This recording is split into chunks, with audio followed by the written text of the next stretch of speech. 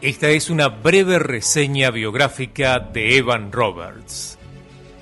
Evan Roberts nació en una familia de práctica metodista un 8 de junio del año 1878. Su padre, un rudo y religioso minero, sufrió un accidente siendo Evans muy joven y tuvo él que dejar sus estudios y dedicarse al duro oficio de la minería. Este joven minero era un ávido lector de la Biblia y tras el trabajo recorría 1,5 kilómetros para poder llegar hasta la capilla de su localidad y buscar más de Dios. En 1898 Evans tuvo que emigrar a Mountain Ash, una ciudad próxima a la suya, para buscar un nuevo trabajo. Al poco tiempo, el pastor de su iglesia le pidió que le ayudara en la congregación y no tardó mucho en ser recomendado para dedicarse a tiempo completo al ministerio. Robert no se sentía satisfecho con su relación con Dios. Algo desanimado, acudió a escuchar a un evangelista itinerante llamado Seth Joshua. El reverendo Joshua llevaba varios años orando para que Dios levantara a un nuevo Eliseo, un hombre sencillo que trajera un avivamiento a la región. Tras asistir a varias reuniones, experimentó un encuentro con Dios y su vida cambió por completo. Al comienzo del siglo XX sintió una necesidad de avivamiento muy fuerte. Un movimiento general de oración comenzaría con reuniones especiales de oración en el Instituto Bíblico Moody, en las convenciones de Keswick en Inglaterra y en lugares tan distantes como Melbourne en Australia, Wosan en Corea y Nilgiri Hills en la India. Alrededor del mundo entero, creyentes estaban orando por otro gran avivamiento en el siglo XX. En 1904, Evan Roberts tuvo su primera visión sobre el avivamiento en Gales. Vio un brazo que se extendía desde la luna hasta Gales. Él creyó ver la mano de Dios en esta visión y comenzó a organizar reuniones en su iglesia. El movimiento pasó sobre Gales como una marea alta. En 5 meses se convirtieron 100.000 personas en todo el país. 5 años después, el doctor J.B. Morgan escribió un libro para desprestigiar aquel avivamiento. Su crítica principal fue que de los 100.000 convertidos, después de 5 años, solo 75.000 seguían siendo miembros de la iglesia.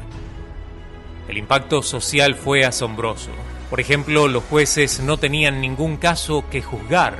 No hubo robos, ni asaltos, ni violaciones, ni asesinatos, ni malversaciones, absolutamente nada.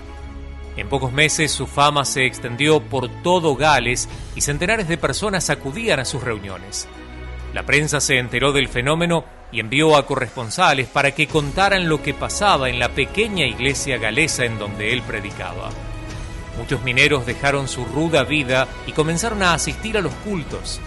Las mujeres de los mineros también comenzaron a asistir y, a diferencia de otras congregaciones, se permitió que practicaran activamente todo tipo de actividad en aquellos cultos.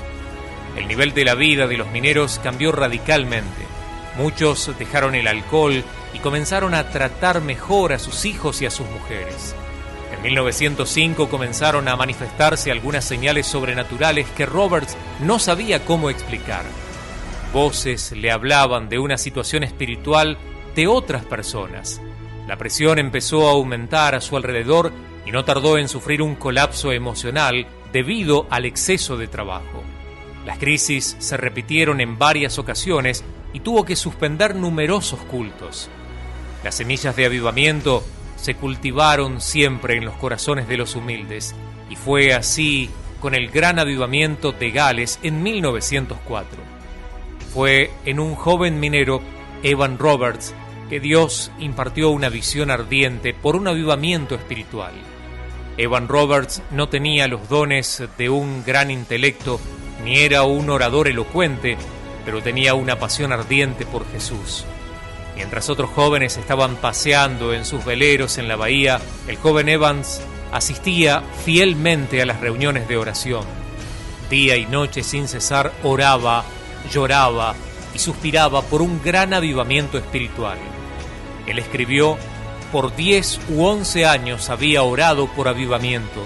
Podía quedarme despierto toda la noche para leer o hablar sobre el avivamiento. Evan Roberts a menudo simplemente guiaba a la gente en oración o leía las Escrituras. En otras ocasiones se quedaba sentado tranquilamente mientras la gente, uno por uno, confesaban sus pecados o daban testimonio de la victoria y del poder de Cristo. También había tiempos gloriosos de adoración que duraban horas. Roberts solamente daba instrucciones humildes de vez en cuando y dejaba que el Espíritu Santo hiciera el resto. Él fue un ejemplo constante de cómo dejarse guiar por el Espíritu Santo. Una de las características sobresalientes de este gran avivamiento fue la confesión de los pecados, no solo de los inconversos, sino entre los cristianos mismos. Todos eran quebrantados y no podían resistirse ante la cruz de Cristo. Durante el avivamiento, Evan Roberts hacía hincapié constantemente sobre la necesidad de tratar honestamente con el pecado, la obediencia completa hacia el Espíritu Santo y también la preeminencia del Señor Jesucristo. Evan Roberts fue un instrumento para traer sanidad a un país entero porque se preocupaba, lloraba y oraba. Fue un ferviente intercesor. Como resultado, donde quiera que iba, los corazones se encendían con el amor de Dios. El 29 de enero de 1951, Evan Roberts fallecía a la edad de 62 años. Su liderazgo duró poco, pero durante décadas, Gales experimentó un gran avivamiento que conmovió a toda la nación.